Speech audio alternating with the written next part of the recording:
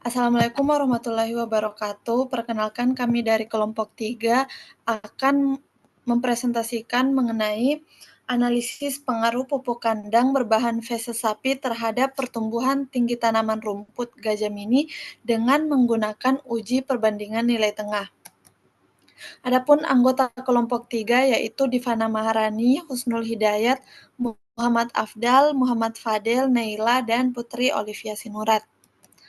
Adapun data kami itu menggunakan data dari Jurnal Peternakan Universitas Muhammadiyah Sidrap, yang mana pada pada penelitian ini itu terdapat 4 perlakuan. Perlakuan kontrolnya yaitu tanpa pupuk, perlakuan pertama menggunakan 50 gram feses sapi, perlakuan kedua itu menggunakan 100 gram feses sapi, dan perlakuan ketiga itu menggunakan 150 gram feses sapi. Nah, penelitian ini itu dilakukan dengan 4 kali pengulangan, sehingga penelitian ini bertujuan menganalisis pengaruh pupuk tersebut terhadap tinggi tanaman menggunakan uji perbandingan nilai tengah. Adapun model linear pada rancangan acak lengkap yaitu YIJ sama dengan mu ditambah tau I ditambah EIJ, yang mana YIJ itu adalah nilai pengamatan pada perlakuan ke I, mu adalah rataan umum, tau I sama dengan Tau I adalah pengaruh perlakuan ke I, EIJ adalah pengaruh galat dari perlakuan ke I, ulangan ke J, I adalah perlakuan yaitu perlakuan 1, 2, 3, dan 4, dan J itu adalah ulangan 1, 2, 3, dan 4. Adapun tabel daftar ANOVA untuk rancangan acak lengkap itu terdapat pada tabel di bawah. Itu terdapat sumber keragaman dari perlakuan, galat, total, derajat bebas, jumlah kuadrat, kuadrat tengah, F hitung, dan F tabel pada taraf signifikansi 5%. Adapun hipotesis uji pada rancangan acak lengkap yaitu H0 sama dengan tau I sama dengan 0, yang mana artinya tidak ada pengaruh dari perlakuan. H1 tau I itu tidak sama dengan 0, artinya terdapat pengaruh dari perlakuan. Nah, adapun kriteria pengujian yaitu tolak H0 jika F hitung itu lebih besar dari F tabel atau signifikansinya itu kurang dari koefisien keragaman. Adapun koefisien keragaman itu dihitung dengan akar kuadrat tengah galat dibagi dengan rataan umum percobaan dikali dengan 100%. Nah, untuk data yang tadi itu diperoleh tabel ANOVA sebagai berikut, yang mana akhirnya diperoleh F hitung itu 126,2161 dan F tabel itu 3,49. Nah, berdasarkan hasil ANOVA di atas itu dapat disimpulkan H0 itu ditolak karena F hitungnya lebih besar daripada F tabel. Artinya pemberian pupuk kandang feses sapi dengan dosis berbeda ternyata memberikan pengaruh yang nyata terhadap pertumbuhan rumput gajah mini pada taraf nyata 5%. Nah, karena ini terdapat pengaruh, maka untuk mengetahui yang mana yang betul-betul berpengaruh itu dilakukan uji lanjut. Nah, untuk metode-metode uji lanjut akan dijelaskan oleh teman saya. Baik, masuk ke bagian metode. Penelitian ini dilakukan dengan menggunakan berbagai uji pada rancangan acak lengkap. Uji yang akan diterapkan pada penelitian ini terdiri dari uji beda nyata terkecil atau BNT, 2K atau beda nyata jujur, Duncan, Student Newman Course atau SNK, dan pembanding ortogonal, dan uji SCAFE. Untuk yang pertama ada uji beda nyata terkecil atau BNT dengan hipotesis H0 yakni mu I sama dengan mu I yang lain, dan H1 yakni mu I tidak sama dengan mu I yang lain, di mana I sama dengan 1 sampai N. Adapun statistik uji yang digunakan yakni BNT sama dengan T alfa per 2, derajat bebas galat, dikali dengan S Y bar I dikurang Y bar I yang lain, di mana S Y bar I dikurang Y bar I yang lain sama dengan akar dari KTG dikali 1 per RI ditambah 1 per RI yang lain. Adapun kriteria ujinya yakni jika nilai mutlak Y bar I dikurang Y bar I yang lain lebih dari nilai BNT, maka H0 ditolak, yang artinya kedua perlakuan tersebut berbeda nyata pada tarak signifikansi alfa. Selanjutnya ada uji beda nyata jujur atau 2K. Adapun hipotesisnya sama dengan BNT, yakni H0 mu I sama dengan mu I yang lain, dan H1 mu I tidak sama dengan mu I yang lain, di mana I sama dengan 1 sampai N. Sementara statistik uji yang digunakan yakni BNJ sama dengan Q alfa, P, derajat bebas galat dikali SY bar, di mana SY bar sama dengan akar dari KTG dibagi dengan R. Adapun kriteria ujinya yakni jika nilai mutlak Y bar lebih dari nilai BNJ, maka H0 ditolak, yang artinya kedua perlakuan tersebut berbeda nyata pada tarak signifikansi alfa. Ya, baik. Selanjutnya itu di diuji berganda Duncan. Dan kan jadi untuk hipotesis hipotesis sendiri itu di sini bisa dilihat bahwa H0-nya itu kita akan kita akan menerima H0 jika nu i sama dengan nu j. Jadi eh, jika nu i sama dengan nu j, artinya itu di sini tidak terdapat perbedaan antara kedua perlakuan I dan J-nya. Jika H1, maka nu I itu tidak sama dengan nu J. Nah, untuk statistik uji, di sini statistik ujinya itu nilai nilai R besar P-nya itu sama dengan RP dikali S besar Y. Nah, ini SY-nya itu diambil dari nilai dari galat baku rata-rata. Sedangkan nilai RP itu diambil dari nilai dari tabel Duncan. Nah, untuk kriteria ujinya itu kita akan menolak H0 jika selisih rata-ratanya itu lebih besar dari nilai RP-nya. Next. Baik, untuk selanjutnya itu adalah uji Student Human Calc atau SNK. Adapun hipotesis pada uji SNK yaitu H0 mu I itu sama dengan mu J untuk semua pasangan I dan J. Sedangkan untuk hipotesis alternatifnya yaitu mu I itu tidak sama dengan mu J untuk setidaknya satu pasangan I dan J. Adapun satu statistik ujinya yaitu WP sama dengan W alfa, P, V dikali standar error rata-rata, yang mana standar error rata-rata itu dihitung dengan akar kuadrat tengah galat dibagi dengan R. Adapun kriteria ujinya yaitu H0 ditolak jika mutlak mu I kurang mu J itu kurang dari lebih dari WP, sedangkan H0 diterima itu jika mutlak mu I dikurang mu J itu kurang atau sama dengan dari WP.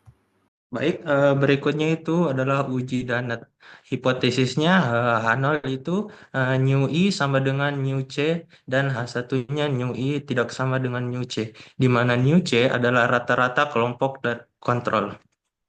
Untuk statistik ujinya, D sama dengan T Danat yang diambil dari tabel Danet dikali dengan S Y bar I dikurang Y bar J, di mana S Y bar I dikurang Y bar J-nya itu sama dengan 2S kuadrat dibagi R pangkat seperdua. Atau bisa juga dengan akar 2 kali kuadrat tengah galat dibagi dengan R.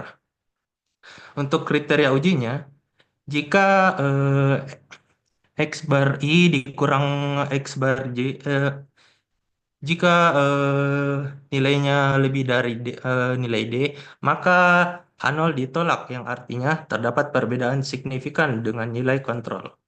Baik, selanjutnya ada uji pembanding ortogonal di mana hipotesisnya itu H0 itu eh, sigma CI dikali dengan mu I yaitu sama dengan 0, dan hipotesis alternatifnya itu yaitu sigma CI dikali dengan mu I tidak sama dengan 0. Nah, untuk statistik ujinya JKC-nya itu sama dengan sigma I sama dengan 1 dikali CI kali YI berpangkat 2 dibagi dengan R Sigma CI berpangkat 2 karena derajat bebas kontrasnya itu 1, maka JKC itu sama dengan KTC. Sehingga untuk menguji kontras dapat dilakukan sebagai berikut, yaitu F hitungnya itu sama dengan KTC dibagi dengan KTG atau sama dengan F tabel.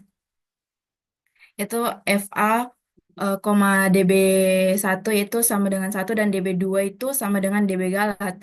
Nah, untuk kriteria ujinya itu jika F hitung itu lebih besar dari F tabel, maka H0 ditolak. Artinya terdapat perbedaan yang nyata antara perlakuan yang dibandingkan pada taraf nyata alfa.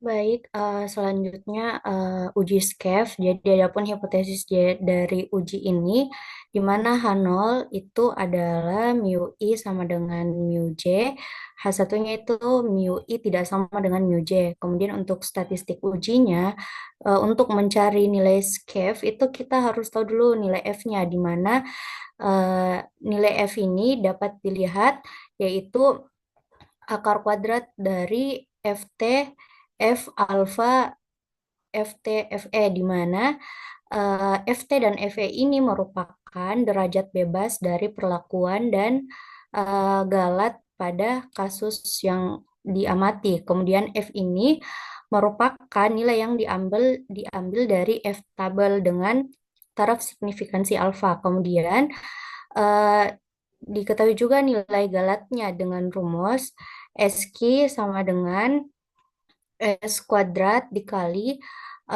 akar sigma CI kuadrat per RI, atau bisa juga akar KTG dikali sigma CI kuadrat per RI.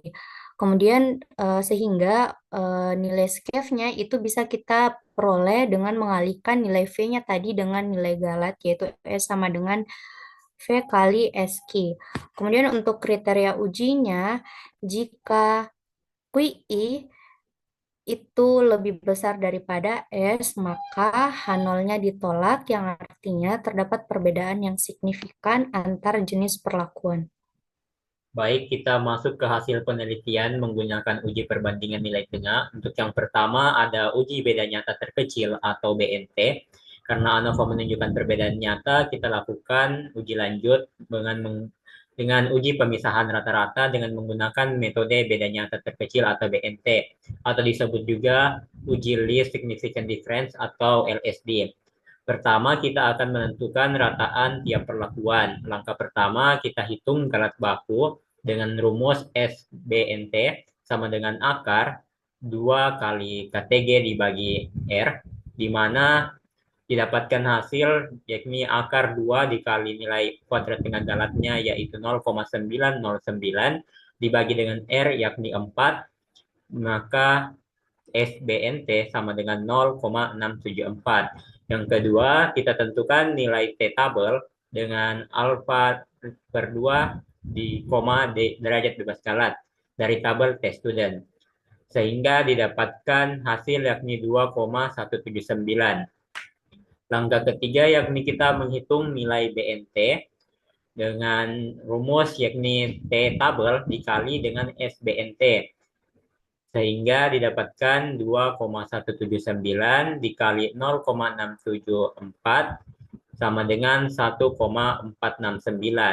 Yang keempat, karena setiap perlakuan diulang 4 kali, maka untuk rata-rata dihitung dengan rumus YI bar sama dengan total perlakuan dibagi sebanyak 4. Didapatkan hasil pada tabel pertama. Kemudian dari rata-rata tersebut kita urutkan seperti yang terlihat pada tabel kedua. Selanjutnya kita akan membandingkan antara nilai rata-rata dengan nilai BNT-nya. Nah, ini adalah hasil perbandingan antara selisih rata-ratanya dengan nilai BNT. Dapat dilihat pada tabel tersebut bahwa kita berhenti untuk membandingkan antara tiap selisih dan BNT pada garis merah, di mana pada P0 itu kita berhenti pada perlakuan kedua, Sementara untuk P1 kita berhenti juga pada perlakuan kedua karena nilainya sudah lebih besar dibanding dengan nilai BNT-nya. Kemudian untuk P2-nya juga kita berhenti di perlakuan ketiga, dan P3-nya kita berhenti di perlakuan di perlakuan ketiga. Adapun untuk setiap garis merah itu kita beri simbol di mana ada A dan B. Kemudian kita notasikan, didapatkan untuk P0 itu notasinya A, P1 notasinya A, P2 yakni AB, P3 sama dengan B. Sehingga didapatkan kesimpulan dari hasil uji BNT yakni sebagai berikut. Yang pertama, perlakuan P3 yang dimana rata-ratanya yakni 40,56 memberikan hasil pertumbuhan yang berbeda nyata dibanding dengan perlakuan lainnya, sebagaimana ditunjukkan oleh notasi yang diberikan, yakni notasi yang berbeda pada P3 dibanding perlakuan lainnya. Yang kedua, perlakuan P0, yakni 29,38,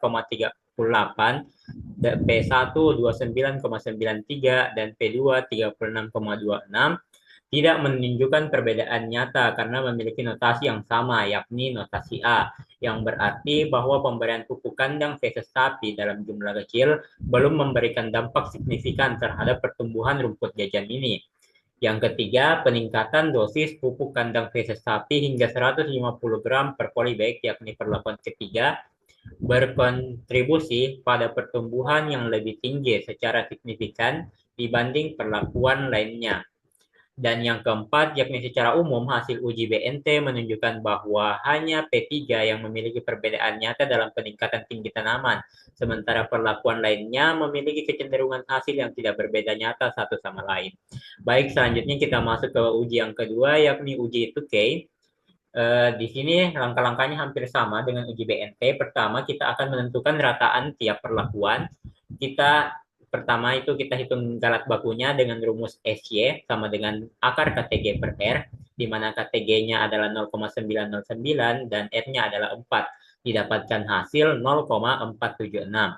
Yang kedua, kita tentukan nilai K-tabel atau nilai tabel 2K dengan signifikansi alfa 0,05 dan derajat bebas galat 12 dan P sebanyak 4, didapatkan nilai 4,20.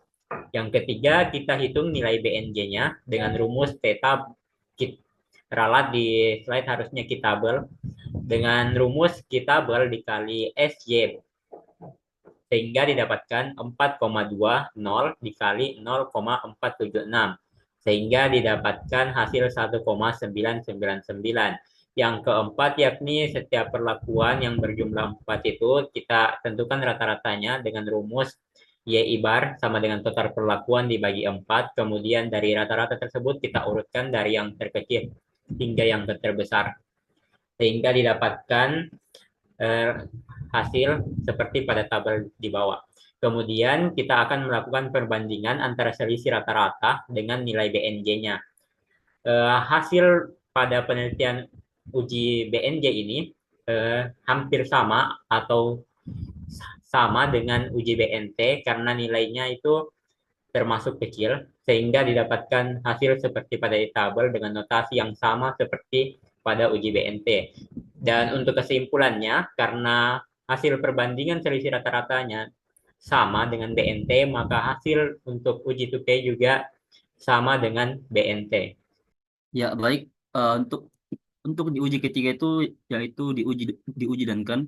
Nah, di sini dikarenakan di tabel ANOVA tadi menunjukkan perbedaan nyata, ya jadi di sini kita melanjutkan ke uji pemisahan rata-rata dengan Duncan.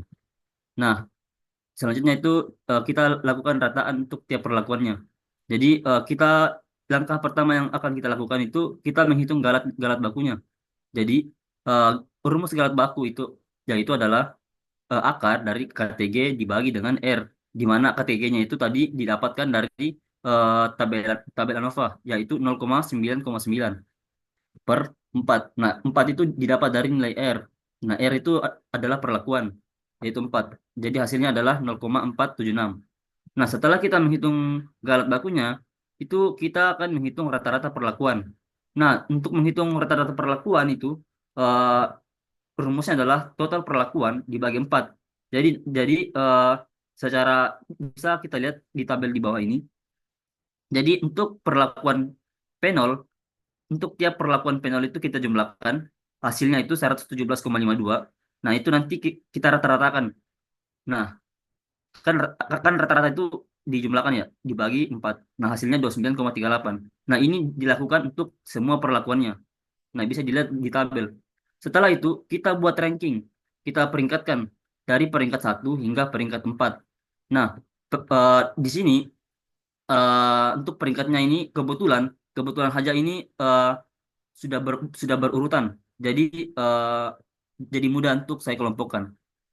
Nah, setelah itu kita menentukan nilai dari RP. Nah, setelah itu kita ambil dari tabel Duncan-nya. Nah, untuk tabel Duncan itu bisa kalian lihat, kita lihat di tabel Duncan di Google atau di mana saja ya. Nah, untuk alfa sama dengan 0,05, DB Galat 12, dan P-nya itu kita ambil sesuai soal, yaitu 2 sampai 4. Nah, di sini saya sudah lihat tadi tabel Duncan-nya dan saya masukkan dalam tabel, bisa dilihat di sini. Untuk P sama dengan 2, nilai RP-nya itu 3,081. Dan semuanya di sini sudah saya cocokkan. Setelah itu, kita masukkan rumusnya. Rumusnya itu adalah RP sama dengan eh, R kecil P dikali dengan nilai galatnya. Nah, jadi 2 dikali 3,81, 3 dikali 3,225, dan 4 kali 3,312. Nah, ini hasilnya. Nah, setelah itu kita bandingkan nih. Kita bandingkan selisih rata-ratanya tadi dengan RP. Seperti tadi yang dijelaskan oleh dua metode sebelumnya. Nah, di sini kurang lebih sama. 0,55 itu didapat dari selisih antara P0 dan P1. 6,88 didapat dari P0 P2 dikurang P0 selisihnya. Nah, di sini bisa dilihat untuk notasinya ya.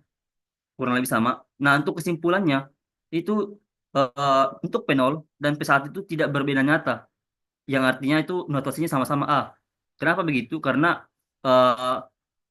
untuk P0 dan P1 itu masih di bawah dari nilai RP-nya.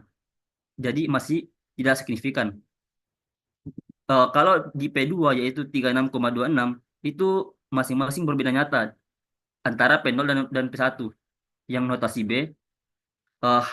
Makanya H0 di sini kita tolak untuk pasangan P0 dan P2 untuk pasangan P0 P2 dan P0 P3 dan P1 P2. Nah, untuk P3 itu 40,5 belum. Ya, untuk P3 itu 40,56 di sini berbeda nyata dengan semua perlakuan notasi C.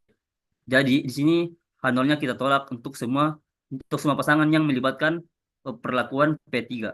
Ya. Baik, selanjutnya ini tentang uji SNK, yang mana uji SNK ini melihat setiap pasangan kelompok yang berbeda. Nah, untuk langkah pertamanya yaitu menghitung galat baku dari nilai tengah perlakuan, yang mana galat bakunya itu sebagai berikut. Akar dari KTG dibagi dengan R itu hasilnya 0,474. Selanjutnya menentukan wilayah nyata student untuk taraf nyata 5%, yang mana WP-nya ini didapatkan dari tabel 2K karena ada 4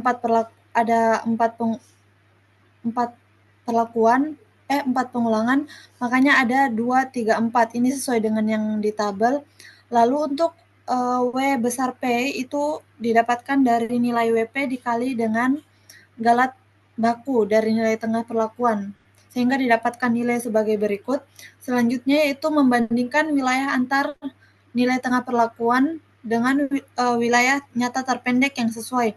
Nah, ini untuk melakukan pembandingan itu ya ibarnya itu harus diurutkan. Nah, untuk kebetulan untuk data ini itu sudah terurut rata-ratanya, yaitu mulai dari P0 sampai P3. Maaf, ini salah ketik. Nah, itu berdasarkan tabel tersebut dapat disimpulkan bahwa P1 dan P2 itu tidak berbeda secara nyata karena selisih dari rata-ratanya itu kurang dari WP, sedangkan P3 itu menunjukkan perbedaan signifikan terhadap P1 dan P2, dan P4 menunjukkan perbedaan signifikan terhadap semua perlakuan lainnya, yaitu P1, P2, dan P3. Untuk detail perhitungannya, untuk detail selisihnya ini ada di tabel selanjutnya. Berdasarkan tabel ini, yang milik yang tidak berbeda secara nyata itu hanya pasangan kontrol dan pasangan pertama, yang mana pasangan kontrol itu yang tidak menggunakan pupuk dan P2 atau maaf ini salah ketik, harus di sini P2. Yang P2 ini adalah yang menggunakan 50 gram feses sapi per polybagnya, menunjukkan bahwa P0 dan P1 ini tidak berbeda secara nyata karena selisihnya itu lebih kecil daripada batas WP, dan pasangan yang lain itu berbeda secara nyata karena selisih rataannya itu lebih besar daripada batas WP, sehingga dari hasil perhitungan uji lanjut ini dapat disimpulkan bahwa H0-nya ditolak dan H1 diterima. Artinya terdapat perbedaan yang nyata terhadap setiap perlakuan terhadap pertumbuhan rumput gajah mini pada taraf signifikansi 5%. Baik, berikutnya adalah uji Danat. Uji Danat itu dilakukan untuk membandingkan antara rata-rata perlakuan dengan rata-rata kontrolnya. Yang pertama itu kita menghitung rata-rata perlakuannya, di mana sudah kita dapat dilihat di tabel. Yang kedua adalah menghitung galat baku dari nilai tengah perlakuan dengan rumus akar 2 kali kuadrat tengah galat dibagi R, mendapatkan hasil 0,674. Berikutnya menghitung nilai Danat dengan alfa 0,05, derajat bebas galat 12, dan P sama dengan 4 dikurang 1 sama dengan 3, diperoleh nilai T Danat dari tabel sama dengan 2,50. Sehingga statistik uji pembandingnya adalah D sama dengan 2,50 dikali 0,674 sama dengan 1,68. Berikutnya kita akan membandingkan rata-rata nilai kontrol dan semua perlakuan. Di sini sudah ada perbandingan antara P0 dan P1, P0 dan P2, dan P0 dengan P3. Serta sudah tertera beda mutlaknya, di mana P0 dan P1 itu 0,55, P0 dan P2 itu 6,8825, P0 dan P3 itu 11,1825. Kesimpulannya, untuk pasangan P0 dan P1, karena beda mutlaknya kurang dari nilai batas Danet, maka kesimpulannya adalah terima H0, di mana datanya tidak berbeda nyata atau tidak berpengaruh secara signifikan. Untuk P0 dan P2 serta P0 dan P3 itu sama, hasil beda mutlaknya itu lebih dari batas nilai Danet, sehingga tolak H0. Ya, sehingga hasilnya berbeda nyata atau berpengaruh secara signifikan. Selanjutnya untuk uji pembanding ortogonal, karena ANOVA-nya menunjukkan perbedaan nyata, kita akan melakukan uji lanjut ke uji pemisahan rata-rata dengan uji pembanding ortogonal. Nah, uji lanjutnya itu perbandingan perlakuan tanpa pupuk dan dengan pupuk. Pertama kita itu akan boleh di-next-kan dulu. Nah, di sini kita buat struktur kontrasnya dulu. Yang pertama itu kita membagi menjadi dua bagian. Yang pertama itu tanpa pupuk yaitu P0, dan dengan pupuk yaitu P1, P2, dan P3. Dari dua pembagian ini dinamakan kontras 1. Nah, selanjutnya dengan pupuk ini kita bandingkan lagi, yaitu P1 dibandingkan dengan P2 dan P3, yaitu kontras 2. Nah, dari P2 dan P3 ini kita bandingkan lagi, P2 dan P3 menghasilkan kontras 3. Nah, dari ketiga kontras ini kita dapatkan hipotesis sebagai berikut. Untuk kontras pertama,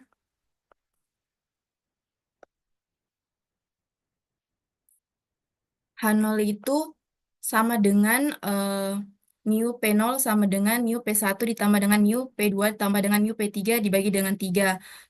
Atau sama dengan 3 mu P0 dikurang dengan mu P1 dikurang dengan mu P2 dikurang dengan mu P3 sama dengan 0.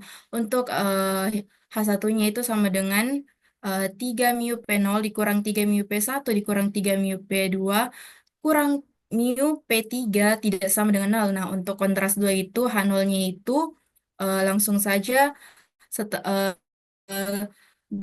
mu P1 dikurang mu P2 kurang mu P3 itu sama dengan 0. Sedangkan H1-nya itu 2 mu P1 dikurang mu P2 kurang mu P3 itu tidak sama dengan 0. Nah, untuk kontras 3 sendiri yaitu H0-nya itu mu P2 dikurang mu P3 sama dengan 0. Sedangkan H1-nya itu mu P2 dikurang mu P3 tidak sama dengan 0. Next.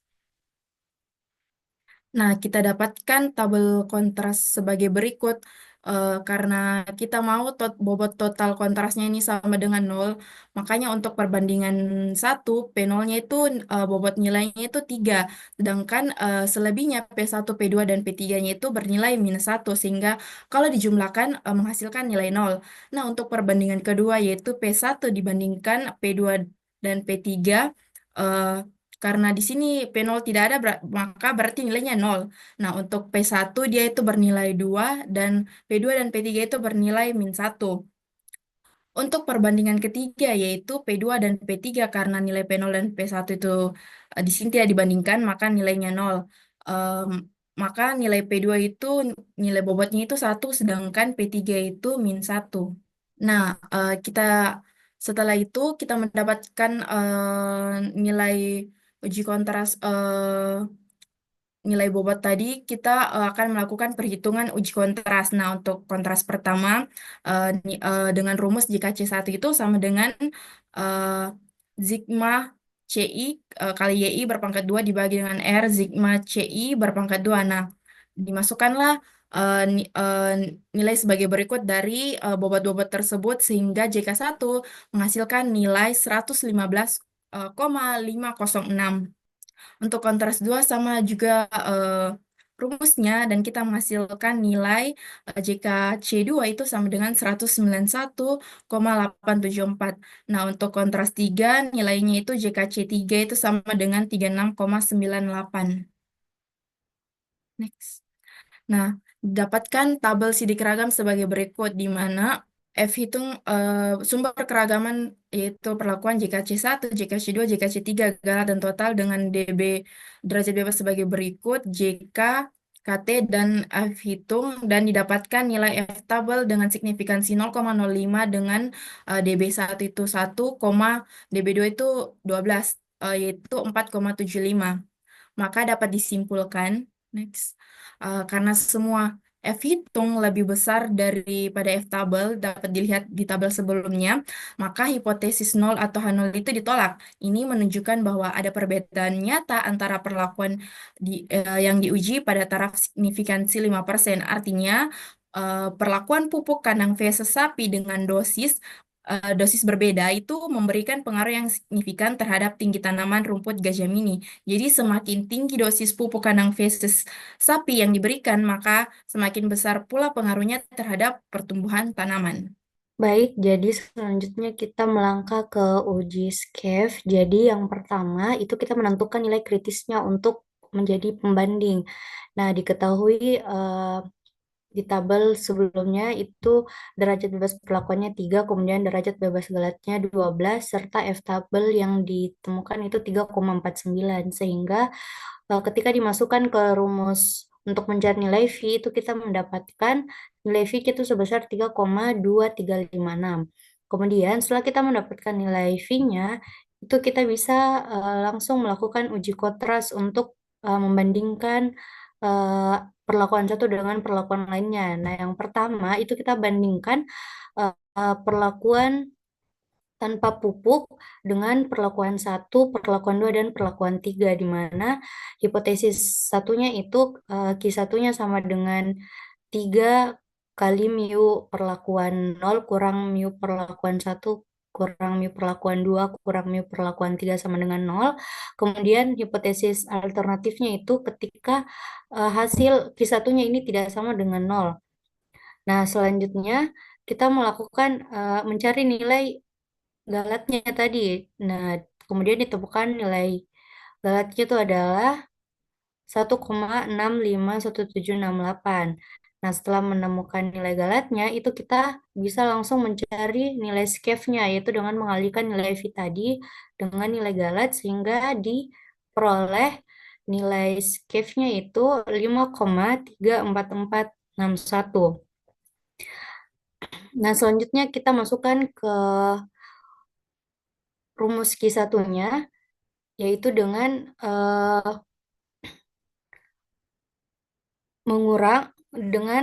mengalihkan 3 kali rata-rata P0 dikurang rata-rata P1 kurang rata-rata P2 dan rata-rata P3 sehingga diperoleh 18,615. Nah, karena Q1-nya ini lebih besar, karena mutlak Q1-nya ini lebih besar daripada nilai skefnya tadi, maka H0-nya ditolak, yang artinya terdapat perbedaan yang signifikan antar perlakuan tanpa pupuk dengan perlakuan yang diberi pupuk, yaitu perlakuan 1, perlakuan 2, dan perlakuan 3. Nah, next. Selanjutnya kita akan membandingkan perlakuan 1 dengan perlakuan 2 dan perlakuan 3. Jadi hipotesisnya sama, yaitu ketika Q2, H0-nya itu Q2 sama dengan 0 dan H1-nya itu Q2 tidak sama dengan 0. Kemudian kita cari lagi nilai galatnya, karena sebelumnya kita sudah temukan nilai V-nya, jadi kita langsung saja masukkan nilai galatnya untuk perbandingan nilai tengah antara P1, P2, dan P3 ini, kemudian diperoleh nilai galat 4,363734. Nah, setelah ditemukan nilai galatnya, kita masukkan ke rumus Q2-nya, yaitu 2 kali rata-rata P1 kurang rata-rata P2 kurang rata-rata dari P3, sehingga diperoleh min 16,965. Nah, karena mutlaka Q2-nya ini lebih besar daripada nilai skef, maka H0 ditolak, yang artinya terdapat perbedaan yang signifikan antar perlakuan pupuk jenis P1 dengan pupuk P2 dan P3. Nah, selanjutnya kita akan membandingkan perlakuan P2 dan perlakuan P3. Nah, hipotesisnya juga sama, yaitu Q3 sama dengan Q3, kalau H0 Q3 sama dengan 0, H1-nya itu Q3 tidak sama dengan 0. Nah, selanjutnya kita cari lagi nilai galatnya, sehingga diperoleh 0,95369. Nah, setelah ditemukan nilai galatnya itu kita bisa langsung masukkan lagi ke rumus skefnya, itu dikalikan dengan nilai V yang sebelumnya sudah kita temukan, sehingga diperoleh nilainya yaitu 3,085626. Nah, selanjutnya bisa kita langsung masukkan saja ke rumus ketiganya tadi, yaitu kita langsung mengurangi antara rata-rata P2 dan rata-rata P3, sehingga diperoleh minus 4,3. Nah, karena mutlak dari nilai Q3 ini lebih besar dari S, maka H0-nya juga ditolak, yang artinya terdapat perbedaan yang signifikan antara perlakuan pupuk jenis P2 dengan pupuk P3. Baik, itulah tadi penjelasan dari masing-masing uji lanjut. Ada uji BNT, uji Tuke, uji Denkan, dan lain sebagainya. Nah, dari semua uji tersebut dapat disimpulkan bahwa perlakuan ketiga yang mana itu terdapat 150 gram per polybag itu menunjukkan perbedaan nyata terhadap perlakuan lain dan hampir semua uji yang dalam hampir semua uji yang dilakukan. Ini menunjukkan bahwa dosis pupuk kandang feses sapi yang lebih tinggi memang memberikan efek yang signifikan terhadap pertumbuhan rumput gajah mini. Sedangkan P0 atau kontrol dengan tanpa pupuk itu dan P1 dengan dosis yang kecil yaitu hanya 50 gram per polybag itu tidak berbeda nyata dalam sebagian besar uji yang Berarti dosis pupuk yang lebih rendah belum cukup untuk menghasilkan efek yang signifikan. Artinya tanaman rumput gajah mini dengan tanpa pupuk itu pertumbuhannya itu lebih kecil.